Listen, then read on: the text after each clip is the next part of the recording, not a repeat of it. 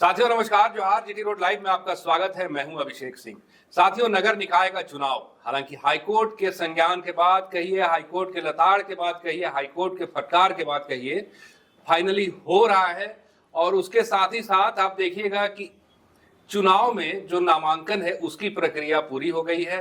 तमाम प्रत्याशियों ने नामांकन का जो काम है वो पूरा कर लिया है और अपने राजनीतिक दाव पेच को, अपने राजनीतिक ताल को ठोक दिया है।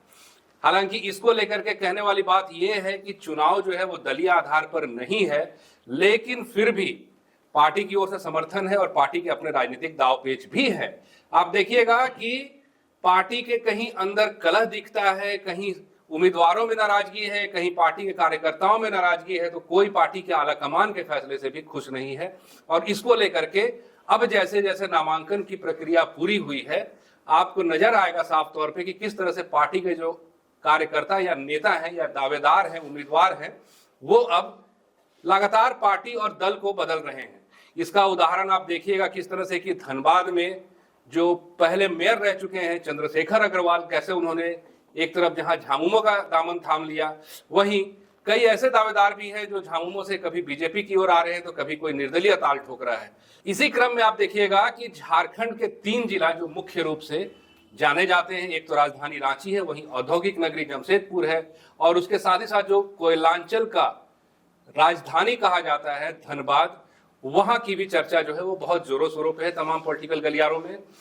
अब धनबाद में मुकाबला बहुत रोचक है, क्योंकि वहां पे एक तरफ जहां संजीव सिंह है जिन्होंने निर्दलीय ताल ठोका है, वहीं दूसरे तरफ भाजपा समर्थित संजीव अग्रवाल है। हालांकि आगे क्या होगा और क्या दाव पेच है, क्या संघर्ष की कहानी होगी और क्या रणनीति होगी, इस पे हम चर्चा करेंगे आगे। इस वीडियो में आप फ्रेम में हमारे साथ देख रहे हैं वरिष्ठ पत्रकार सहरोज कमर जी हैं। सर, सीधे सवाल ये है आपसे कि धनबाद में क्या चल रहा है सर इस चुनाव को लेकर के? धनबाद वो नगरी है अभिषेक भाई कि कोयला किंग है, यानी कि, और कोयला सिर्फ कोयला नहीं है, कोयला हीरा है जी। और वो ऐसी कोठरी है कि भले कुर्ते पर दाग लग जाए लेकिन जाने के उतावले सभी लोग रहते हैं। राजनेता हो, अधिकारी हो, कोई भी हो, दिल्ली दरबार वाले हों, चाहे पटना दरबार वाले हों, चाहे बलिया दरबार वाले हों या रांची दरबार वाले, हर कोई जाना चाहता है। और उसको राजधानी भी आपने कहा भी भाई जी, औद्योगिक राजधानी कही जाती है, कोयले की राजधानी। हाँ, औद्योगिक राजधानी भी कहा जाता है जी। जैसे कि मुंबई देश की औद्योगिक राजधानी कही जाती है, इंदौर को कहा जाता है मध्य प्रदेश की औद्योगिक राजधानी जी। तो औद्योगिक राजधानी कही जाती है, क्या नाम है, धनबाद। धनबाद को कहा जाता है। अब बड़ा रोचक हो जा रहा है चुनाव। हमने एक वीडियो में चर्चा की थी कि नया किंग कौन है वहां, उन्होंने ढुल्लू महतो की चर्चा की थी और रघुकुल की चर्चा की थी और सिग्मेंशन की चर्चा की थी। तो कोई भी चुनाव हो इनके बिना अधूरा है। धनबाद में, कोयलांचल में तो यही स्थिति है मेयर चुनाव की। कहने को तो ये दलीय आधार पर नहीं हो रहा है, लेकिन हर दल अपना तेवर दिखा रहा है, अपनी ताकत दिखा रहा है, अपनी शक्ति दिखा रहा है। भारतीय जनता पार्टी ज्यादा दिखा रही है क्योंकि विधानसभा में चारों खाने चित हो गई थी। अपना दबदबा बरकरार रखना, अब सियासी दल है तो। लेकिन कहते हैं कि एक अनार 100 बीमार, ये स्थिति थी वहां पर। और सब धाकड़ नेता, ढुल्लू में तो कम धाकड़ नहीं है, संजीव सिंह विधायक रहे हैं, कम धाकड़ नहीं है, चंद्रशेखर अग्रवाल मेयर रहे हैं, कम धाकड़ नहीं है। अभी भाजपा ने जिसको समर्थन दिया है संजीव अग्रवाल, वो भी कम धाकड़ नहीं, आरएसएस से जुड़े रहे हैं, व्यापार प्रकोष्ठ से जुड़े रहे हैं और उसका कार्यकारिणी समिति में सदस्य है भारतीय जनता पार्टी के। सब धाकड़ एकदम। तो अब भैया जो हाई कमान करे तो क्या करे, किसी एक को ही तो आगे करना है, तो नाराजगी तो होगी, जाहिर सी बात है। तो अब नाराजगी होगी तो इंतजार में रहता है दूसरा दल फूटे और हम लोग पकड़ लें, यार फूटने से पहले हम ही फोड़ डालें उसको। तो जेएमएम कल तक भाजपा रहती थी, इस बार जेएमएम बड़ा शातिर है।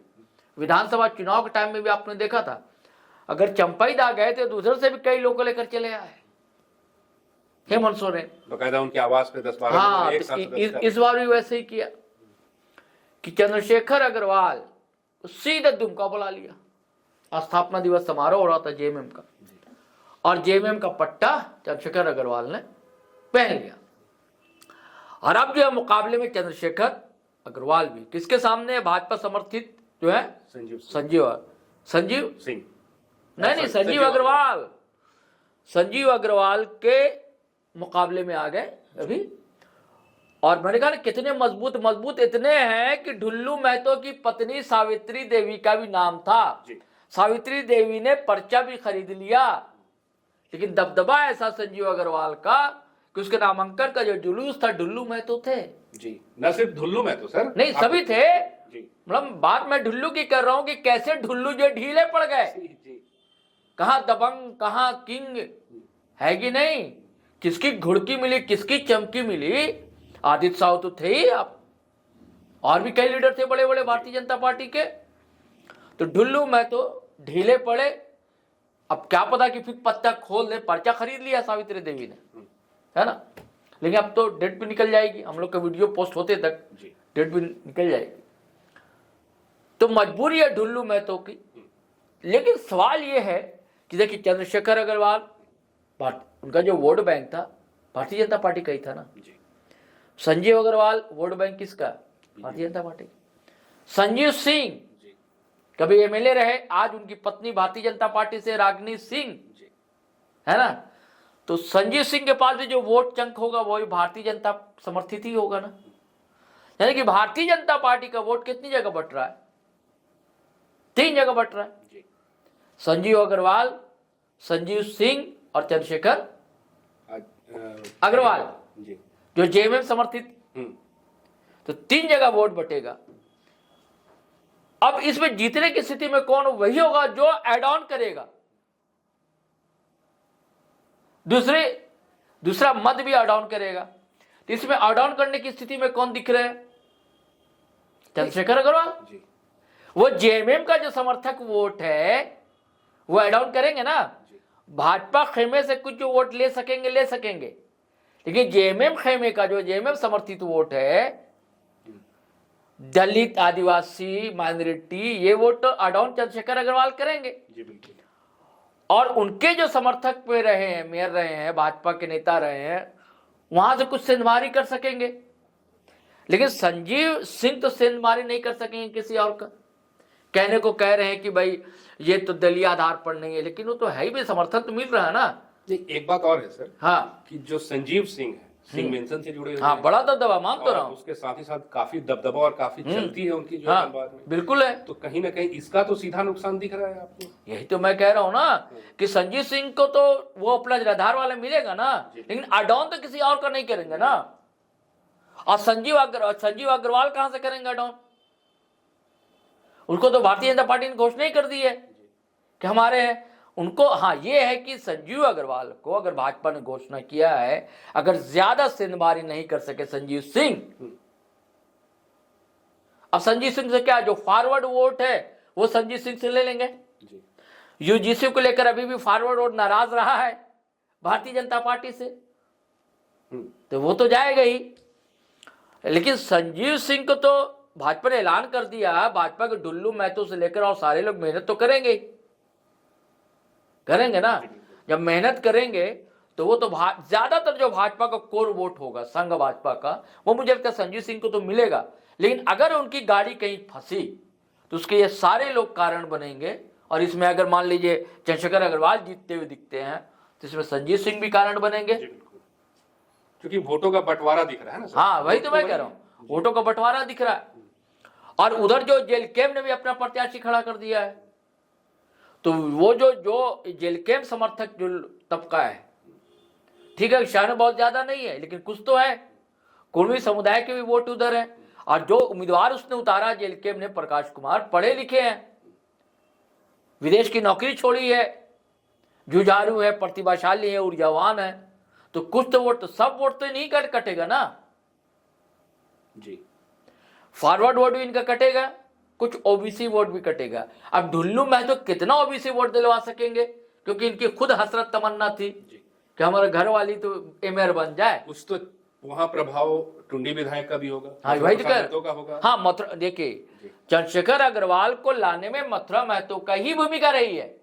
हाँ, मथुरा प्रसाद ने फील्डिंग की है, तभी चंद्रशेखर अग्रवाल जो है जेएमएम का पट्टा पहने, नहीं तो ऐसी स्थिति थी नहीं वहां पर। मथुरा प्रसाद की आप बात कर रहे हो ना कि मथुरा प्रसाद तो लाए चंद्रशेखर के लिए, हाँ आप सबका कहना सही है कि मथुरा प्रसाद का भी तो भाई एक असर है जी। टुंडी तो चाची सब जुड़ा हुआ है, लेकिन तो चाची के जयराम भी है, टुंडी के मथुरा है, टुंडे इलाके में जयराम के जो साथी हैं वरीय उपाध्यक्ष है मोतीलाल महतो, उनको भी कुछ वोट मिला ही था, अच्छा खासा वोट मिला था, तो उनका भी असर है। तो आप कितना डेंट कर सकेंगे, कौन खजाने में भर सकेगा वोट, इसके नहीं उसके बाद कहिएगा आप। इसके साथ एक और सवाल है, अब इधर जो है चंद्रशेखर अग्रवाल के जो माइनॉरिटी वोट की बात है, तो उधर उस इलाके के गए शमशेर आलम, उन्होंने भी नामांकन दाखिल कर दिया है शमशेर आलम में, और शमशेर आलम उस वासेपुर पूरा इलाके का चर्चित नाम है।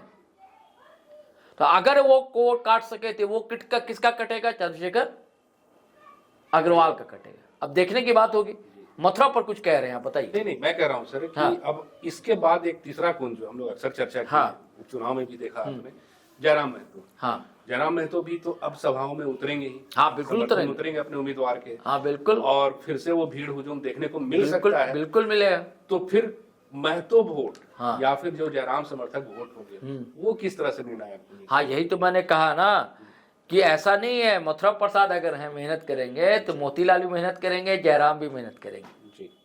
अब ये देखने की बात है कि कितना सिंधमारी कर सकेंगे, क्योंकि जयराम के साथ सिर्फ कुर्मी मत नहीं आता है जी, मुस्लिम मत भी आता है, यूथ हाँ मुस्लिम का जो अंसारी यूथ वो आता है, क्योंकि उनके भी एक लीडर है अखलाक अंसारी, चर्चित नेता जेल कैंप के वहां के, है ना।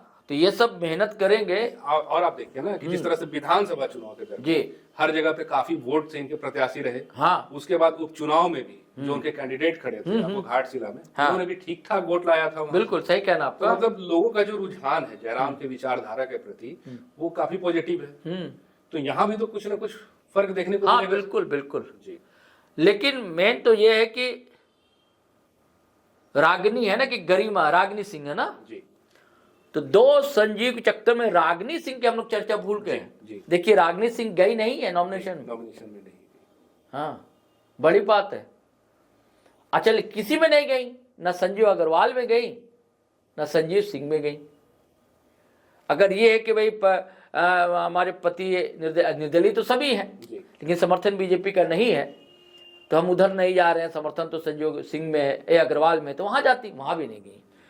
तो अब देखिए क्या होता है। जी बिल्कुल। तो बड़ा रोचक होगा लेकिन अभिषेक भाई। साथियों रोचक तो होगा और ये भी देखने वाली बात होगी कि होता है क्या।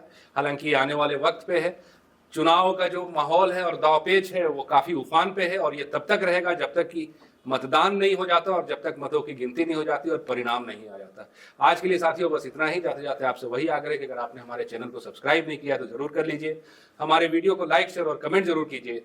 आज्ञा दीजिए, नमस्कार, जय हिंद, जय भारत।